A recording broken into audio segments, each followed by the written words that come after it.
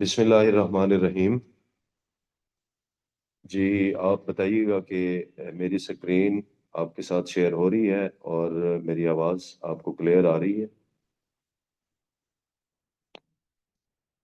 As you all know कि हम Punjab enforcement and regulation act 2024 को पढ़ रहे हैं। तो फर्स्ट जो 4 चैप्टर्स हैं, वो हम पढ़ चुके हैं। आज इंशाल्लाह हम 5th चैप्टर उसको स्टडी करेंगे। 5th चैप्टर जो है that is related to the establishment of enforcement station। अब जैसे हमने थर्ड चैप्टर के अंदर अथॉरिटी को पढ़ा था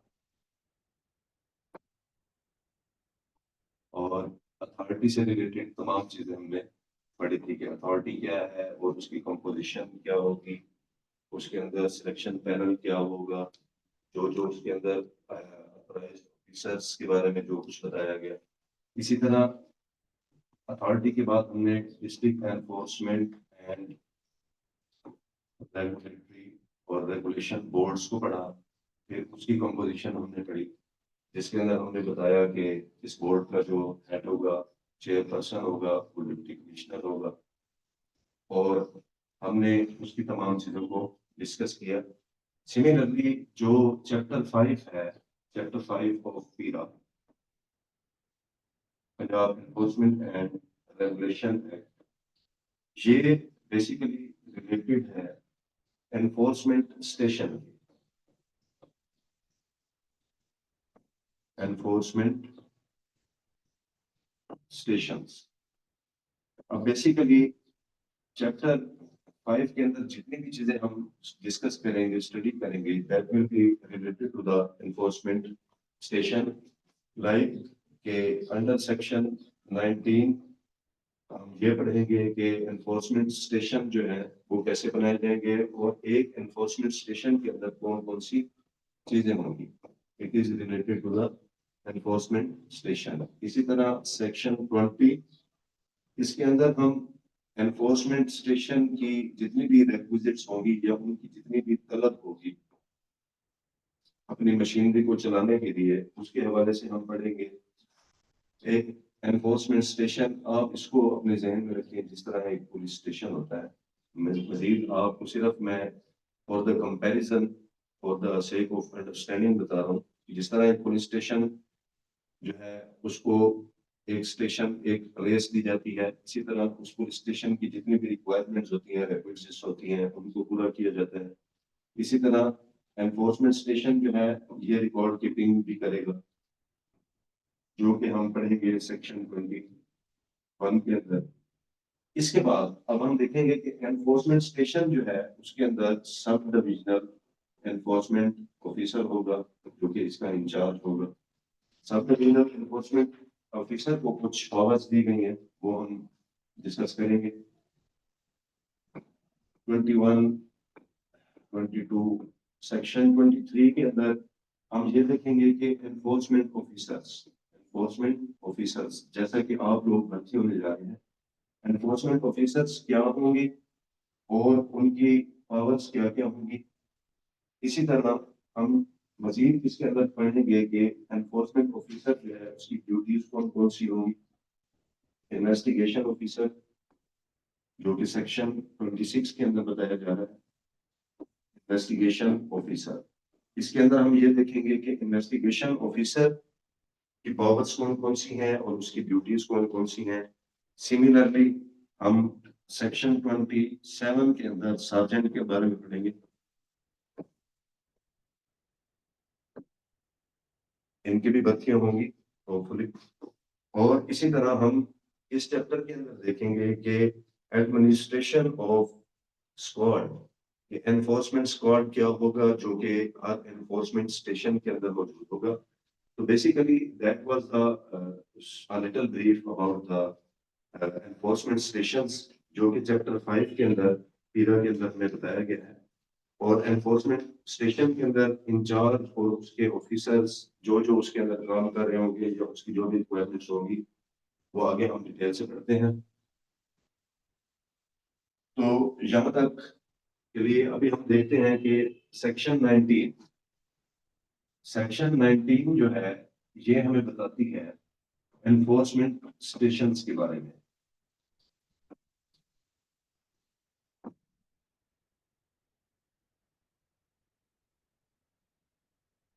एनफोर्समेंट स्टेशन, अब इसके अंदर जो मोटी मोटी बातें हैं, मोटे मोटे पॉइंट्स हैं, वो मैं आपको बता देता हूँ। फर्स्ट पॉइंट ये है कि गवर्नमेंट जो है वो पुलिस स्टेशन के अलावा, इसके अलावा पुलिस स्टेशन के अलावा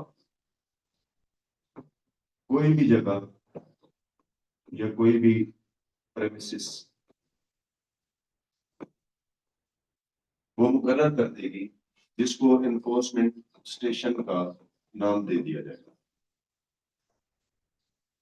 हर सब डिवीजन के अंदर, जैसा कि हम जानते हैं कि डिवीजन होती हैं, डिवीजन के अंदर सब डिवीजन होती है। हर सब डिवीजन के अंदर एक या एक से ज्यादा,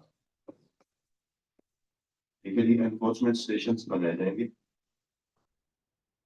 इट डिपेंड्स के गवर्नमेंट कितने एनफोर्समेंट स्टेशन एक सब डिवीजन में बनाती है। इसी तरह उनकी जुरिस्डिक्शन, उनकी जुरिस्डिक्शन के एक एनफोर्समेंट स्टेशन जो बनाया जाएगा उसको अपने पावर, अपने इख्तियारात कौन कौन से इलाके तक इम्प्लीमेंट करने पड़ेंगे, एनफोर्स करने पड़ेंगे, ये इलाकाई हदूद को बताएगी कि एक एनफोर्समेंट स्टेशन की इलाकाई हदूद क्या होगी।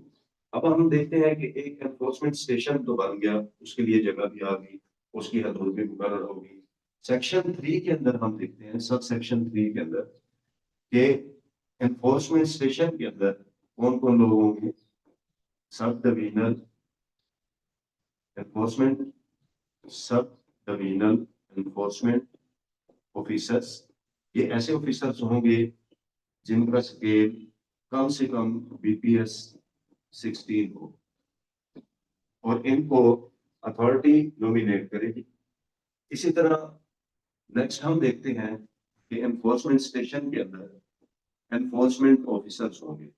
एनफोर्समेंट ऑफिसर्स जिनका स्केल 14 होगा, जो कि आप लोग भर्ती होने जा रहे हो। एक पर्सन ये होगा। ऑफिसर्स जो होंगे ये मल्टीपल होंगे, यहाँ लफ्ज ऑफिसर्स का लिखा गया, ठीक है, जमा में है। ये गवर्नमेंट खुद डिसाइड करेगी कि एक एनफोर्समेंट स्टेशन में कितने एनफोर्समेंट ऑफिसर्स होंगे। इसके अलावा इन्वेस्टिगेशन ऑफिसर्स होंगे, यहाँ भी जमा में बात की गई है कि ऑफिसर्स होंगे जिनका रैंक जो है वो 11 होगा। इसके अलावा हमारे पास सार्जेंट्स होंगे। सार्जेंट्स जो है उनका स्केल 7 होगा। इसके अलावा हमारे पास सपोर्टिंग स्टाफ होगा, जैसे कि सेक्शन 2 डेफिनेशन के अंदर मैंने आपको बताया था कि सपोर्टिंग स्टाफ जो है उसके अंदर क्लरिकल स्टाफ हो सकता है, आईटी से टेक्निकल स्टाफ हो सकता है, मिनिस्टेरियल स्टाफ हो सकता है,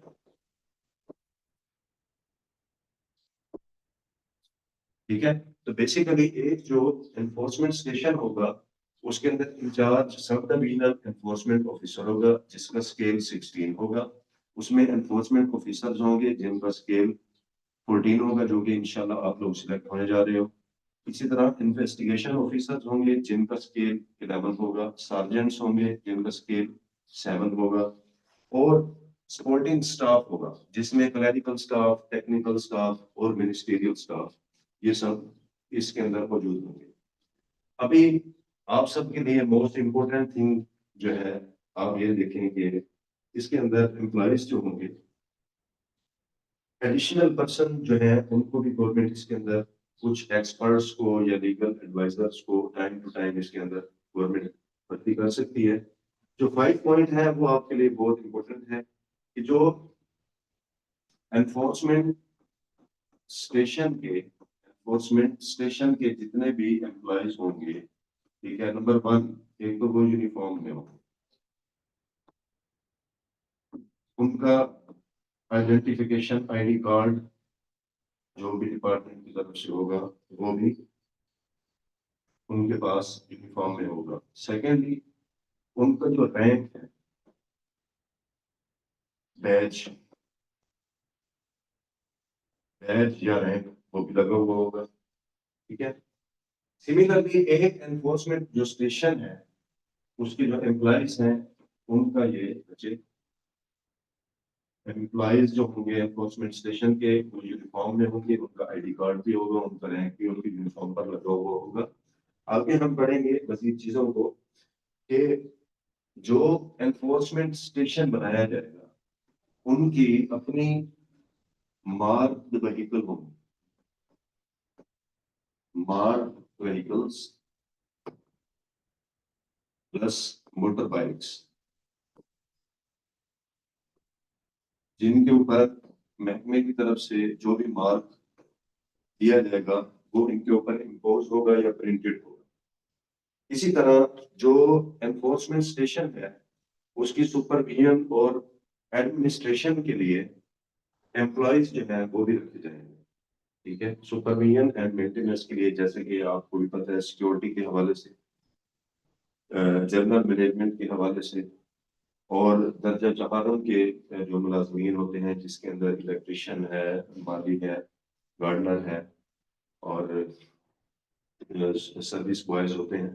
तो इस तरह की जो अथॉरिटीज हैं वो मुकम्मल एक एनफोर्समेंट स्टेशन का सेक्शन 19 के अंदर मैंने आपको ये तमाम चीजें क्लियरली बता दी।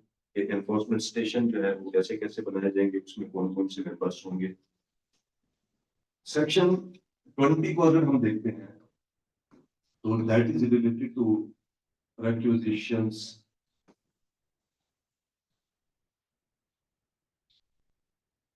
of enforcement station।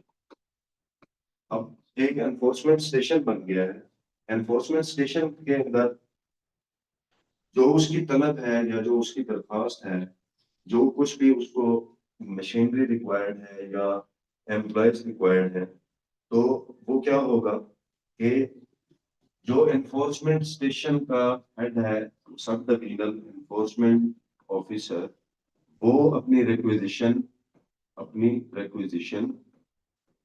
सेंड करेगा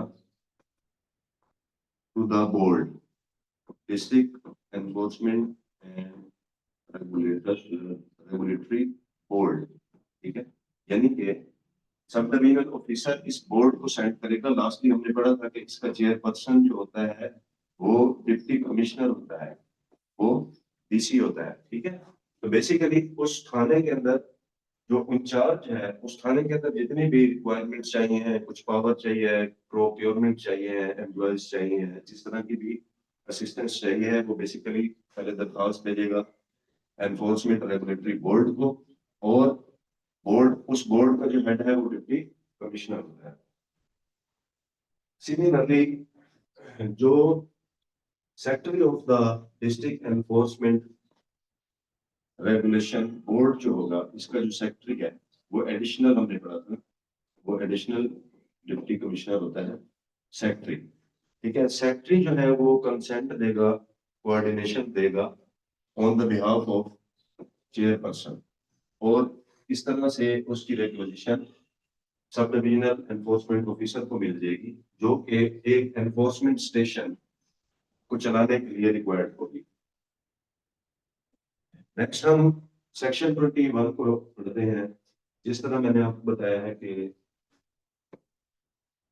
पुलिस स्टेशन जो बनाए जाते हैं, पुलिस स्टेशन के लिए एक स्पेसिफिक जगह बनाई जाती है, सिमिलरली एनफोर्समेंट स्टेशन बनाए जाएंगे, उनके लिए एक जगह मुकर्रर की जाएगी, उसकी मशीनरी, उसके ऑफिसर्स, एम्प्लॉयज, उनका यूनिफॉर्म, उनकी जो भी रिक्वेजिशंस होंगी वो किस तरह से उनको मिलेंगी, ये मैंने आपको बता दी। आप पढ़ते हैं section 21, that is related to the record keeping.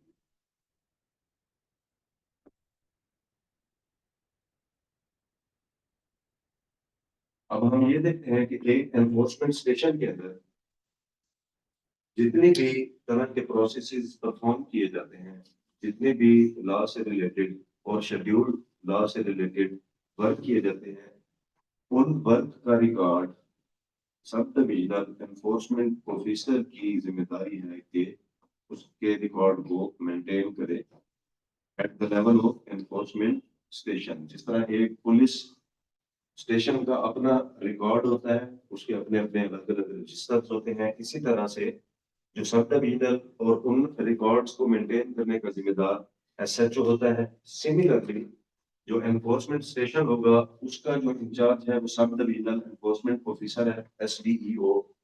ठीक है, वो उन तमाम रिकॉर्ड्स को मेंटेन करने का जिम्मेदार होगा। नेक्स्ट हम पढ़ते हैं कि अभी हमने देखा कि एक अथॉरिटी ने एक एनफोर्समेंट स्टेशन बना दिया, उसकी रिकॉर्ड कीपिंग के बारे में बता दिया, उसकी अदर रिक्वायरमेंट्स के बारे में बता दिया। अब हमने ये पता चला कि सब डिविजनल एनफोर्समेंट ऑफिसर जो है वो इसका इंचार्ज होगा, जिसको सेक्शन 22 के अंडर सेक्शन 22 ऑफ पीरा एक्ट बेसिक हमें बताता है about the sub divisional enforcement officer. सबसे पहली बात यह है कि अथॉरिटी जो है इसको अपॉइंट करेगी बदलिया नोटिफिकेशन।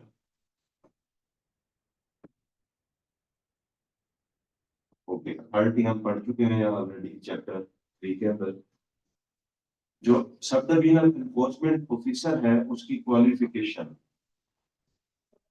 ये भी अथॉरिटी बताएगी कि उसकी काबिलियत क्या होनी चाहिए, उसकी तालीम होनी चाहिए, उसका एक्सपीरियंस कितना होना चाहिए।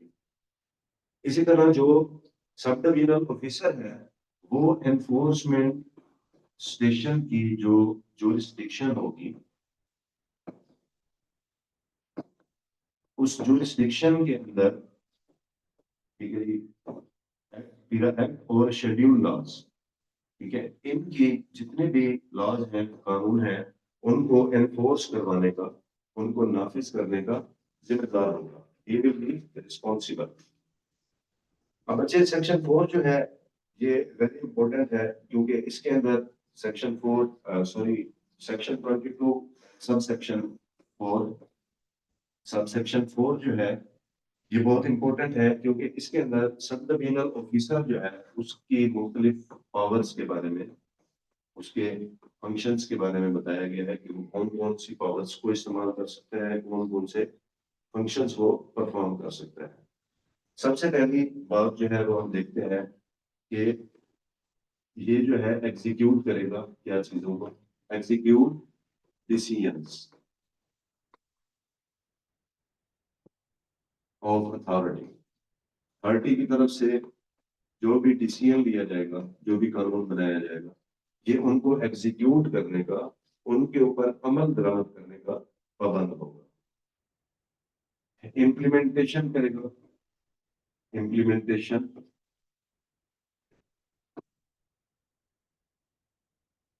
ऑफ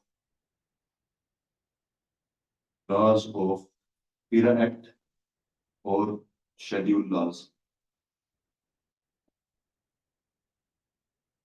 ठीक है, थर्डली हम देखते हैं कि एनफोर्समेंट ऑफिसर, एनफोर्समेंट ऑफिसर जो इंस्पेक्शन करेगा, ठीक है, ये आगे मजीद आपको डिटेल में चीजें समझ में आना शुरू हो जाएंगी। इन चीजों को आप लाजमी गौर से सुनिएगा। एनफोर्समेंट ऑफिसर जो भी इंस्पेक्शन करेगा, ठीक है, वो अंडर सुपरविजन या वो उस इंस्पेक्शन को सब डिविजनल एनफोर्समेंट ऑफिसर को देने का, उसको रिपोर्ट करने का पाबंद होगा।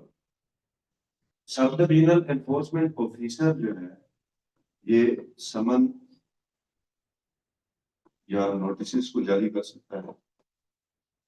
ठीक है, समन होता है किसी भी ऑफेंडर को, किसी भी विटनेस को कॉल करने के लिए।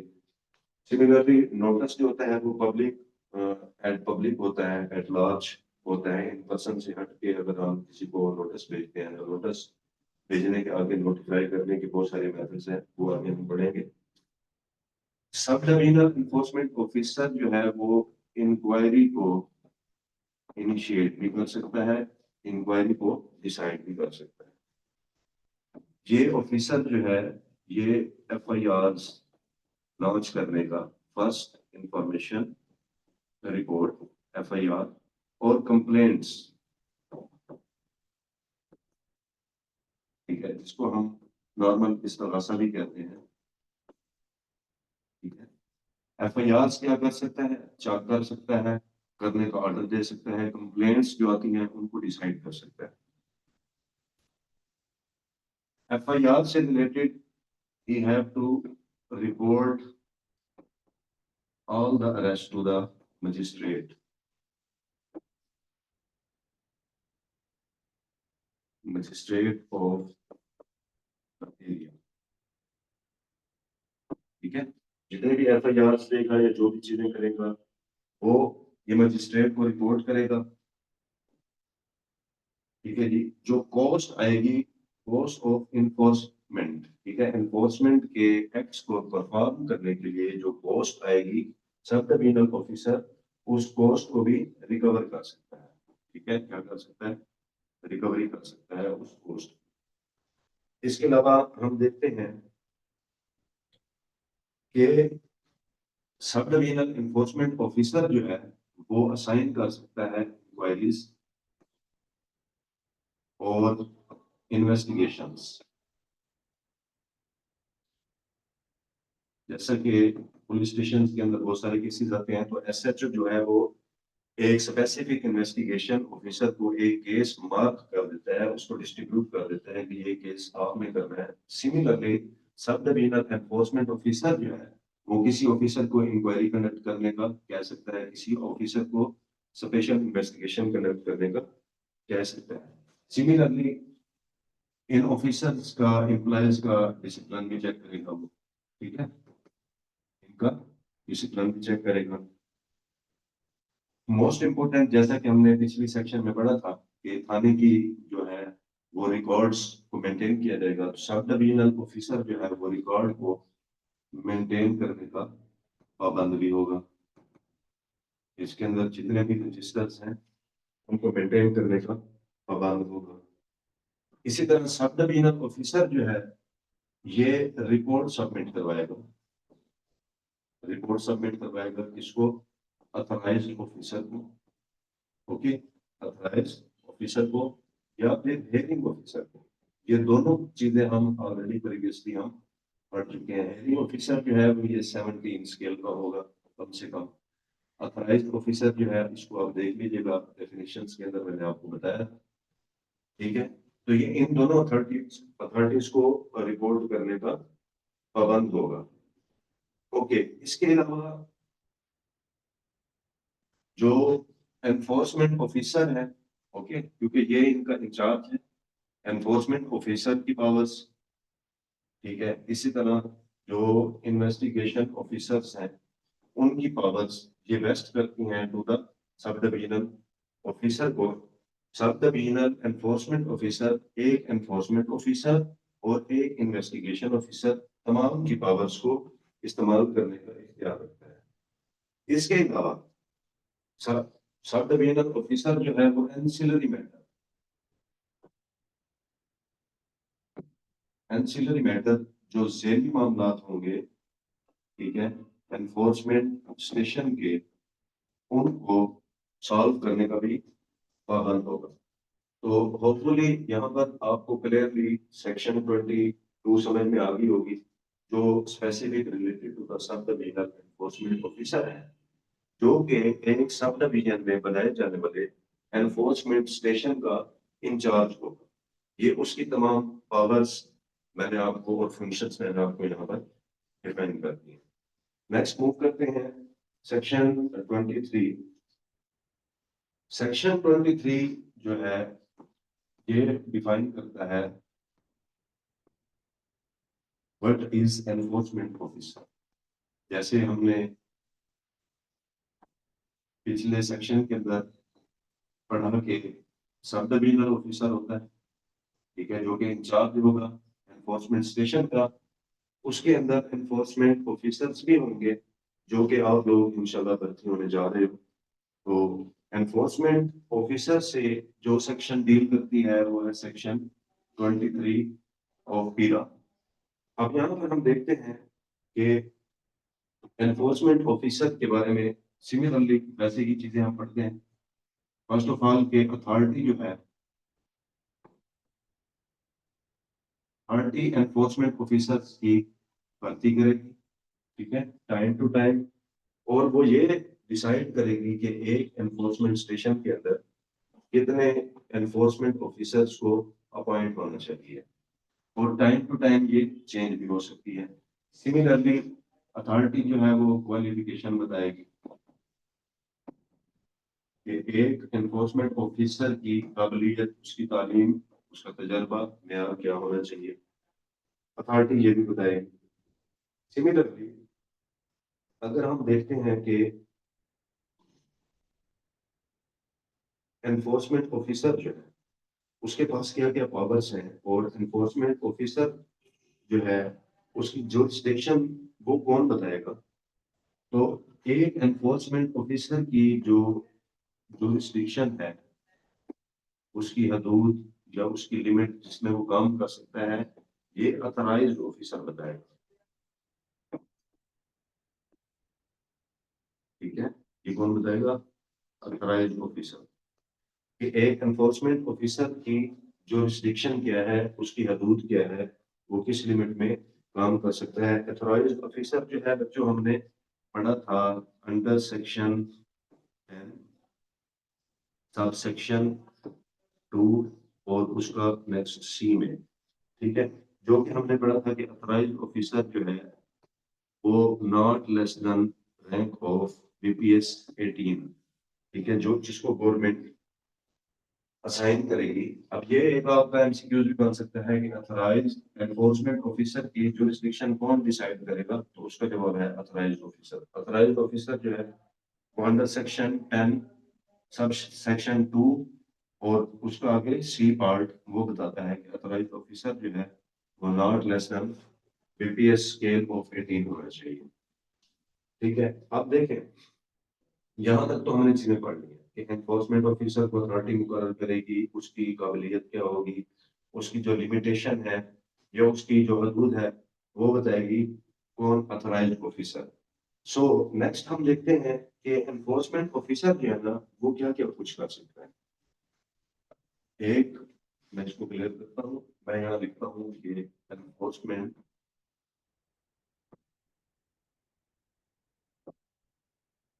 ऑफिसर। अब देखते हैं कि एनफोर्समेंट ऑफिसर जो है वो क्या क्या कुछ कर सकता है। नंबर वन, कि अथॉराइज्ड ऑफिसर के पास पावर है, चार तरह की पावर है। पावर टू एंटर, ये किसी भी प्लेस, किसी भी सील्ड प्लेस, पब्लिक प्लेस पर एंटर हो सकता है। ठीक है, अब आगे हम मजीद चीजें पढ़ेंगे कि वो किन बेसिस के ऊपर एंटर हो सकता है। सिमिलरली नेक्स्ट पॉइंट है कि इंस्पेक्ट कर सकता है, यानी कि इंस्पेक्शन जैसे होती है, इंस्पेक्शन। ओके, किसी भी जगह की इंस्पेक्शन कर सकता है, किसी भी जगह की या पर्सन की, सर्च ऑफ पर्सन और सर्च ऑफ प्लेस। ठीक है, इसके अंदर एक और चीज भी ऐड कर दें वेरी। ठीक है, एनफोर्समेंट ऑफिसर जो है वो सर्च भी कर सकता है। इसी तरह एनफोर्समेंट ऑफिसर के पास इख्तियार है कि वो किसी भी प्लेस को, किसी व्हीकल को, किसी गुड्स को या आर्टिकल्स को, इन तमाम चीजों को सील कर सकता है, कॉन्फिस्केट कर सकता है, जमा कर सकता है। तो यहाँ तक आपको क्लियर हो गया होगा कि एनफोर्समेंट ऑफिसर के पास power to enter, power to inspect, power to search and power to seal, ये चीजें दी गई हैं। ठीक है, इंस्पेक्शन के हवाले से मजीद आगे हम चीजें पढ़ेंगे। अब ये तमाम जो काम है ये कब कर सकता है? जो ए है, पॉइंट ए, उसके अंदर बताया गया है इंपॉर्टेंट पॉइंट कि ये तमाम पावर्स को यूटिलाइज कर सकता है अगर उसको पता हो कि ऐसी जगह पर ऑफेंस हैज अकर्ड, या उसके पास रीजनेबल रीजनेबल ग्राउंड्स हो। ठीक है, ऐसी जगह के ऊपर कोई ऑफेंस कमिट होने वाला है, या उसको पता हो कि ऐसी जगह पर कोई ऑफेंस कमिट हो चुका है, तो वो एनफोर्समेंट ऑफिसर अपनी इन पावर्स को यूज कर सकता है, नंबर 1, जब उसको ये पक्का बताओ कि यहाँ एक जुर्म हो चुका है, या उसको रीजनेबल ग्राउंड्स उसके पास हो, कोई प्रूफ्स हो जिसकी बेस के ऊपर वो ये कह रहा हो। ठीक है। नंबर 2 अगर हम देखते हैं तो किसी भी ऑर्डर को, ठीक है, जैसे मजिस्ट्रेट जो है वो ऑर्डर दे देता है, ठीक है, किसी भी ऑर्डर की इम्प्लीमेंटेशन करते हुए, ठीक है, किसी भी ऑर्डर की इम्प्लीमेंटेशन करते हुए, अब ऑर्डर के अंदर क्या हो सकता है, कोई वारंट भी हो सकता है, ठीक है, कोई समन भी हो सकता है, कोई नोटिस भी हो सकता है, ठीक है। तो इन दैट सिचुएशन जो है, फिर भी power to enter, inspect, search and seal, ये तमाम पावर्स को यूटिलाइज कर सकता है। अब देखिए यहाँ पर जो है ना, इंस्पेक्शन, इंस्पेक्शन को आगे मजीद डिटेल में पढ़ते हैं कि इंस्पेक्शन जो है वो किस किस तरह से की जा सकती है, ठीक है। अगर हम सी पॉइंट को देखें, इसके अंदर क्या है, रूटीन पेट्रोलिंग, पेट्रोलिंग।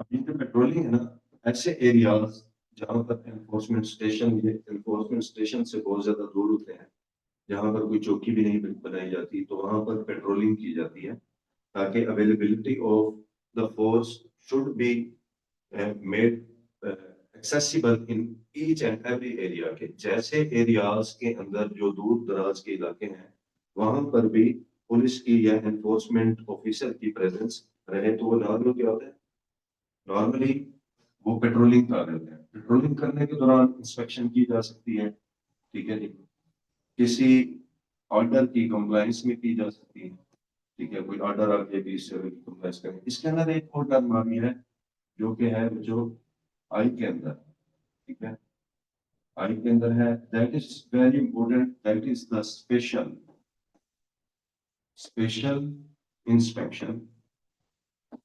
अब ये स्पेशल इंस्पेक्शन क्यों की जाएगी, स्पेशल इंस्पेक्शन अगर किसी प्रेमिसिस से डिजिटल, ठीक है, एविडेंस कलेक्ट कर रहे हो,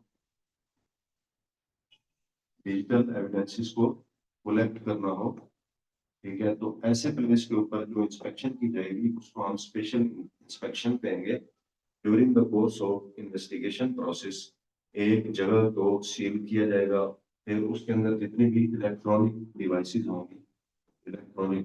होंगी, ठीक है, उनके अंदर से डिजिटल जो हमारे पास एविडेंसेस होंगी उनको कलेक्ट किया जाएगा, ठीक है, इसलिए इसको स्पेशल इंस्पेक्शन का नाम दिया गया। इंस्पेक्शन कब की जा सकती है, अगर कोई विसल ब्लोअर, अगर कोई विसल ब्लोअर से मुराद ये है कोई इन्फॉर्मर, ठीक है, कोई, आप इसको सोर्स भी कह सकते हैं, तो यहाँ टर्म चूज की गई है विसल ब्लोअर, जो कि डिपार्टमेंट को इन्फॉर्म करे अबाउट एनी ऑफेंस, कोई ऐसी इंफॉर्मेशन दे जो क्रेडिबल हो, ठीक है, विसल ब्लोअर के कहने के ऊपर भी, क्रेडिबल इंफॉर्मेशन होने के बेस के ऊपर भी किसी जगह की इंस्पेक्शन कर सकता है। एनफोर्समेंट ऑफिसर जो है वो व्हीकल को रोक सकता है, क्या कर सकता है, व्हीकल को रोक सकता है, उसकी इंस्पेक्शन कर सकता है, ठीक है, उसमें से निकलने वाली गुड्स या आर्टिकल्स, ठीक है, उनको भी अपने कब्जा में ले सकता है, कॉन्फिस्केट कर सकता है। अच्छा, अभी यहाँ तक होपफुली आपको काफी सारी चीजें क्लियर होगी, आगे भी बहुत इंपॉर्टेंट चीजें हैं जिनका आपको पता होना बहुत जरूरी है, मैं आगे मजीद चलता हूँ।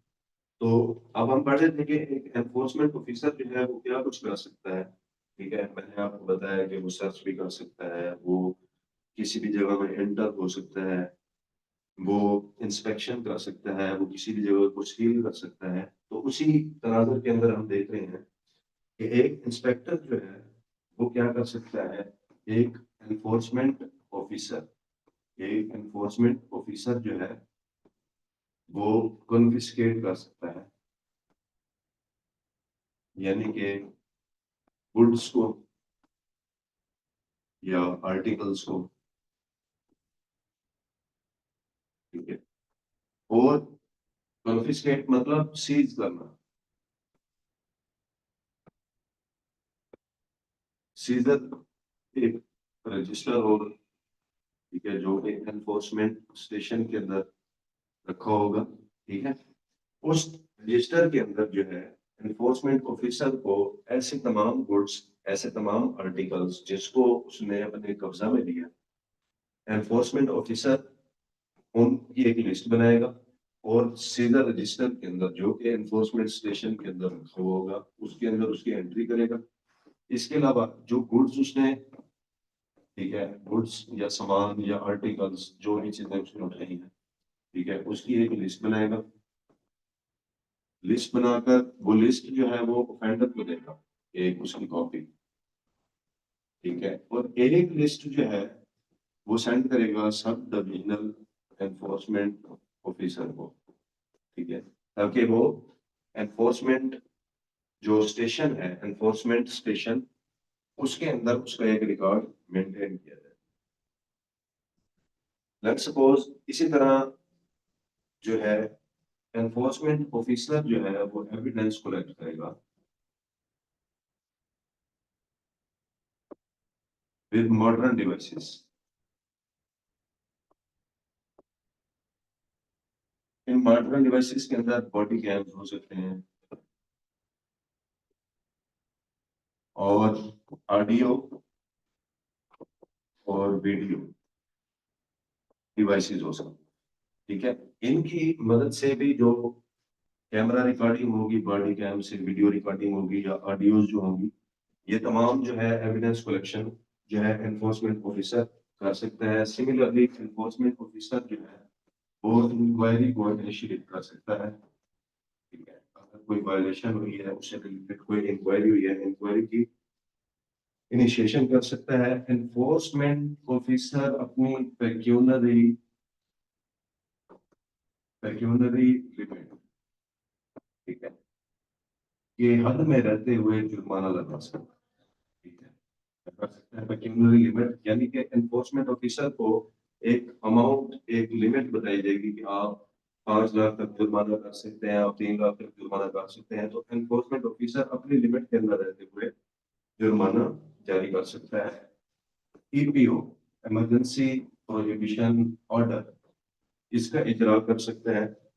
इसके अलावा वो तमाम पावर्स जो इस एक्ट के तहत इसको दी गई है, या वो ऑफिसर्स जो शेड्यूल लॉज को इम्प्लीमेंट कर रहे हैं, उनकी जितनी भी पावर्स हैं वो भी एनफोर्समेंट ऑफिसर यूज कर सकते हैं। तो यहाँ पर आप देखें कि एनफोर्समेंट ऑफिसर जो है उसके लिए कुछ चीजों का होना जरूरी बताया गया है। जैसा कि मैंने आपको यहाँ पर बताया कि एनफोर्समेंट ऑफिसर जो है वो हमेशा बॉडी कैम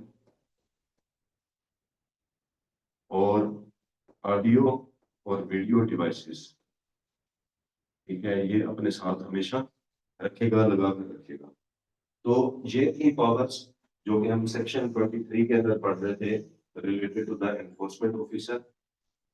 नेक्स्ट हम पढ़ते हैं सेक्शन 24।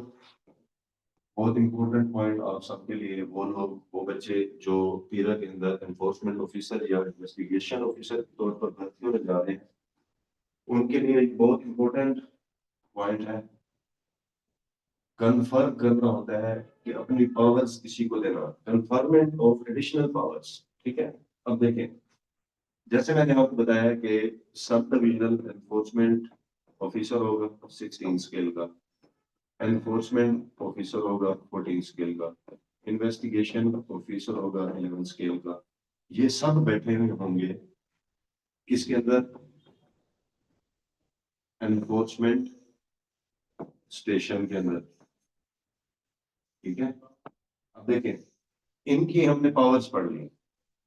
हमने देखा है कि ये इंक्वायरीज को इनिशिएट कर रहे हैं, ये समन जारी कर रहे हैं, ये नोटिस जारी कर रहे हैं, ठीक है, ये फाइन लगा रहे हैं, इस तरह का काम कर रहे हैं। सो इट मीन्स कि इस तरह के काम करने के लिए गवर्नमेंट ने डिसाइड किया कि एक जो पुलिस ऑफिसर होता है, एक जो पुलिस ऑफिसर होता है, उसकी पावर्स कन्फर कर दी गई इन तमाम को, so that they can enter,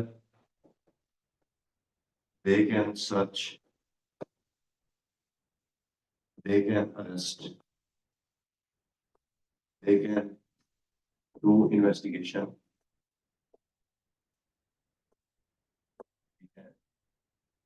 they can inspect. तो ये तमाम पावर्स जो है इसके अंदर पुलिस ऑफिसर्स की जितनी भी पावर्स आती हैं वो इनको कन्फर्म कर दी गई हैं under section 24, conferment of additional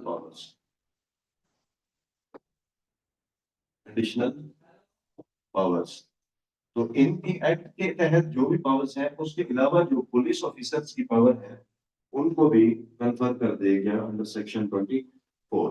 अभी हम देखते हैं कि एनफोर्समेंट ऑफिसर की पावर्स को हमने पढ़ ली, ठीक है।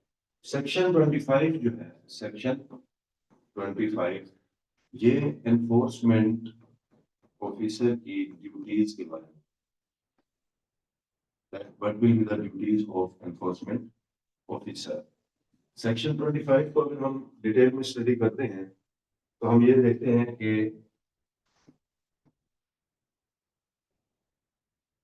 ड्यूटीज ऑफ एनफोर्समेंट ऑफिसर, जो कि इंशाल्लाह आप लोग भर्ती होने जा रहे हो, आप लोगों की जिम्मे क्या क्या होगा। नंबर 1, एनफोर्समेंट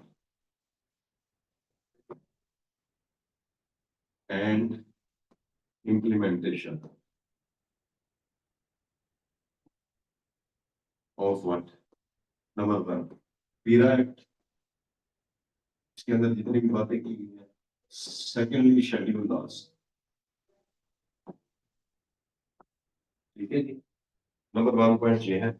इसके अलावा आप क्या कर सकते हैं, एप्रीहेंशन कर सकते हैं, अरेस्ट कर सकते हैं।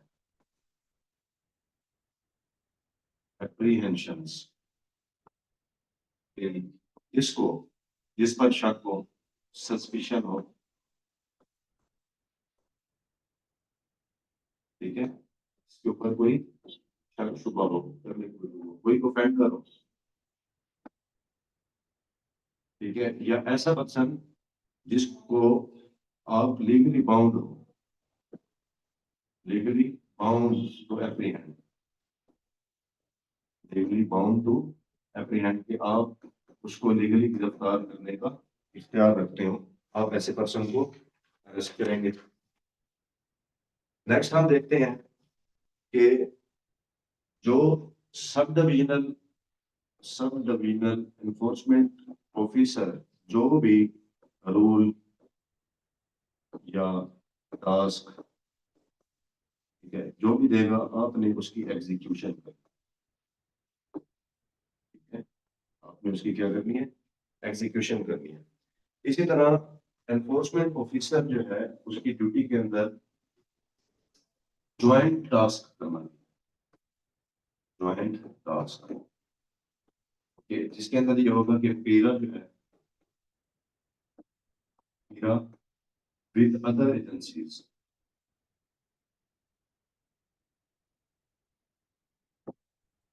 स्पेसिफिक टास्क परफॉर्म कर रहे होंगे ज्वाइंटली, ठीक है। तो एनफोर्समेंट ऑफिसर जो है वो ज्वाइंटली टास्क को परफॉर्म करेंगे, और अगर इस तरह का ज्वाइंट टास्क परफॉर्म करते हुए कोई पर्सन अरेस्ट करते हैं, क्या होता है, कोई एप्रीहेंशन करते हैं, उस एप्रीहेंशन के कुछ प्रोटोकॉल्स हैं जो कि फॉलो करने होंगे। फॉर एग्जांपल, अरेस्ट अरेस्ट की एक रिपोर्ट बनेगी, ओके, वो रिपोर्ट सेंड की जाएगी सब डिविजनल एनफोर्समेंट ऑफिसर को, ओके। सब डिविजनल एनफोर्समेंट ऑफिसर जो है वही रिपोर्ट सेंड करेगा हियरिंग ऑफिसर को, हियरिंग ऑफिसर, ठीक है जी।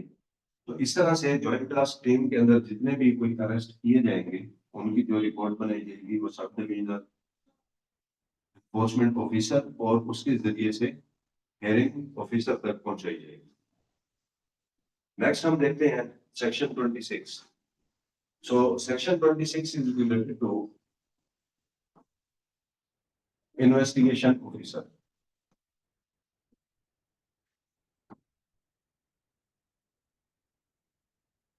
ये इंशाल्लाह आप लोग में से काफी सारे इन्वेस्टिगेशन ऑफिसर की सीट के ऊपर भी भर्ती होंगे, अपॉइंट होंगे इंशाल्लाह। तो अब हम ये देखते हैं कि इन्वेस्टिगेशन ऑफिसर जो है सिमिलरली वही है कि अथॉरिटी जो है इनकी अपॉइंटमेंट करेगी, क्वालिफिकेशंस को डिसाइड करेगी। ठीक है जी। इसके बाद हम देखते हैं कि इसके पास पावर्स कौन कौन सी होगी। सेम वही पावर है, ठीक है, सेम एग्जैक्ट जैसे मैंने आपको बताया, power to enter, okay, power to inspect, ठीक है, power to seal, okay, and what was the fourth one, power to search. ठीक है, जिस तरह से हमने एनफोर्समेंट ऑफिसर के अंदर इन चीजों को हमने पढ़ा, सेम उसी ही तरीके से तमाम की तमाम पावर्स जो है वो इन्वेस्टिगेशन ऑफिसर को भी दी गई हैं। ठीक है, इन्वेस्टिगेशन ऑफिसर जो है वो किसी भी जगह पर एंटर हो सकता है, किसी भी जगह को इंस्पेक्ट कर सकता है, किसी भी जगह को सील कर सकता है, किसी भी पर्सन की, प्लेस की या व्हीकल की सर्चिंग कर सकता है।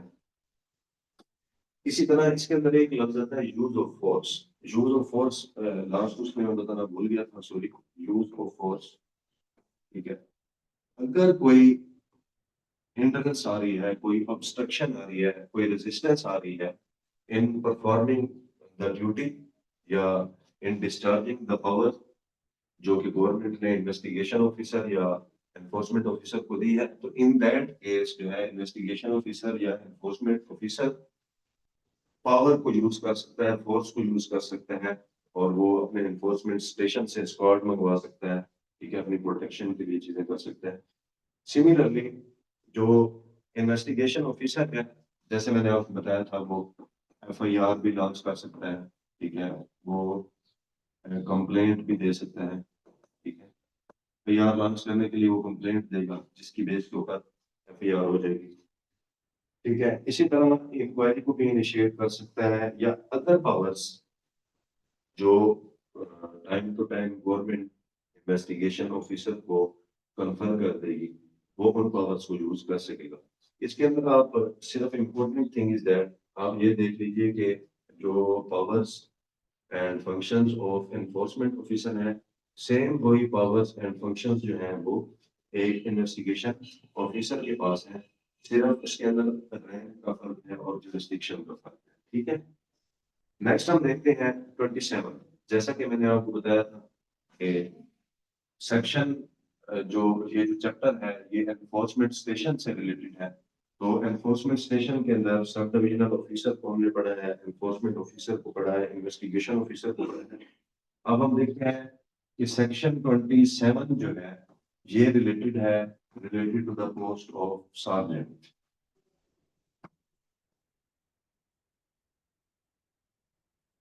ठीक है जी। जैसे कि इन्फोर्समेंट ऑफिसर और इन्वेस्टिगेशन ऑफिसर को पढ़ा है, इसी तरह इसके अंदर भी तमाम चीजें, इसको भी अथॉरिटी जो है वो इसकी भर्तियां करेगी, ठीक है, इसकी जो काबिलियत है, ठीक है जी, उसका भी क्वालिफिकेशंस जो भी होंगी, ठीक है, दीगर स्किल्स। इसके अलावा अब हम ये देखते हैं कि सार्जेंट जो है ये क्या करेगा। सार्जेंट बेसिकली ऑफिसर्स, ठीक है, ऑफिसर्स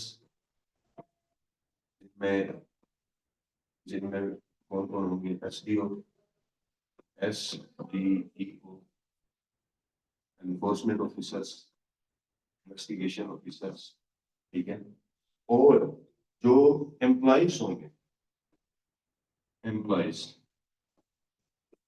अदर एम्प्लॉइज ऑफिसर्स के अलावा जो हमारे पास स्टाफ होगा, इन दोनों के कामों के अंदर सार्जेंट जो है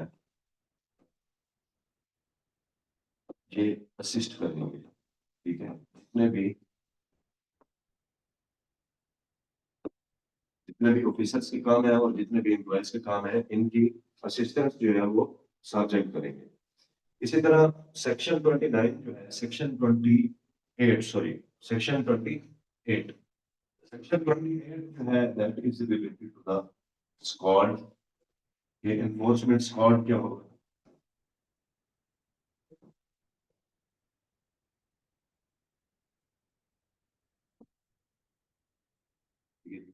एनफोर्समेंट स्क्वाड बेसिकली एक सब डिवीजन के अंदर एक या एक से ज्यादा एनफोर्समेंट स्क्वाड बनाया जाएगा। अब एनफोर्समेंट स्क्वाड जो है उसके अंदर कौन कौन होंगे?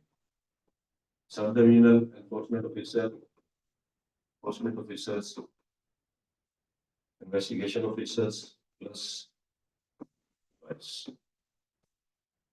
ठीक है जी, ये कौन होगा? ये एक स्क्वाड होगा। ठीक है। Administration of the squad, administration जो है इसकी, जो कि सेक्शन 29 है, जो ये स्क्वाड है इसकी एडमिनिस्ट्रेशन जितने भी है, इसकी इंतजामिया जो है वो अथॉरिटी है, वो है इसकी एडमिनिस्ट्रेशन अथॉरिटी। अथॉरिटी हम बता चुका हूँ चैप्टर 3 के अंदर अथॉरिटी की तमाम डिटेल्स मौजूद हैं। और ये जो स्क्वाड है, ये जो एक स्क्वाड है, ठीक है, इस स्क्वाड के अंदर जितनी भी पावर्स हैं या जितने भी फंक्शंस हैं वो वैसे ही परफॉर्म किए जाएंगे जैसा कि अथॉरिटी टाइम टू टाइम इस स्क्वाड को परफॉर्म करने का कहेगी। एज वी ऑल नो कि पीरा एक्ट जो है that is related to the special laws. ठीक है, स्पेशल लॉज। तो इन स्पेशल लॉज जो है, ये special laws time to time change होते रहते हैं, तो उनकी इम्प्लीमेंटेशन के लिए जो है टाइम टू टाइम जो भी स्पेशल लॉज होंगे, गवर्नमेंट इस एनफोर्समेंट स्क्वाड के जरिए से एक सब डिवीजन के अंदर पीरा एक्ट और शेड्यूल लॉज की इम्प्लीमेंटेशन कर सकती है। अभी तक आप में से बहुत सारे बच्चों की कंफ्यूजन होगी कि सर जो है वो एक्ट के बारे में तो बता रहे हैं लेकिन हमें शेड्यूल लॉज के बारे में कुछ नहीं समझ आ रहा। तो बेसिकली ये होता है कि कुछ लॉज जो होते हैं उनको कनेक्ट किया जाता है किसी भी एक्ट के अंदर, तो दैट कि हम कहें कि ये लॉज भी इस एक्ट की डोमेन के अंदर आ जाते हैं। ठीक है, बेसिकली इनको हम बोलते हैं शेड्यूल्स, शेड्यूल लॉज। ठीक है, बेसिकली यहाँ 5 तरह के लॉज जो है पीरा एक्ट के अंदर बताए गए हैं। इसको आप देख भी लीजिएगा। कोलोनाइजेशन,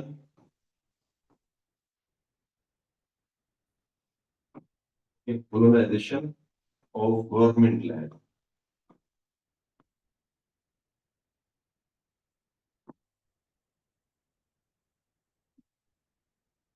ये जनाब एक्ट है 1912 का। ठीक है, ये कौन सा है? Colonisation of government lands. जैसे कि मैंने आपको बताया था कि इलीगल ऑक्युपायर्स के बारे में मैंने आपको बताया, और गवर्नमेंट प्रॉपर्टी के बारे में, स्टेट प्रॉपर्टी के बारे में। तो कोलोनाइजेशन एक्ट जो है ऑफ गवर्नमेंट लैंड्स, उसकी वायलेशन अगर कोई करता हुआ पाया जाता है, ठीक है, और गवर्नमेंट की जो लैंड है उसके ऊपर इलीगली ऑक्युपाइड है, तो ये क्या हो जाएगा? ये शेड्यूल लॉज के अंदर आ जाएगा। इसी तरह सेकंड जो है ये है the Punjab prevention of holding act. कौन सा है? HOARDING, holding act. Holding act is act of 2020। Okay, आप ये देखें कि ये एक्ट बेसिकली जखीरा अंदोजी से है।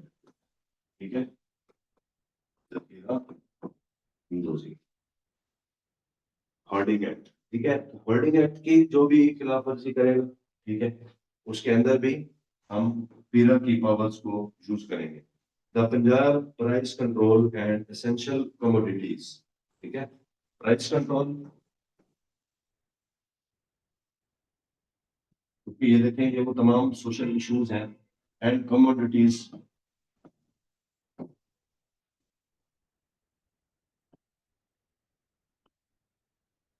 ये वाला जो एक्ट है ये है act of 2024, and that is act number 7।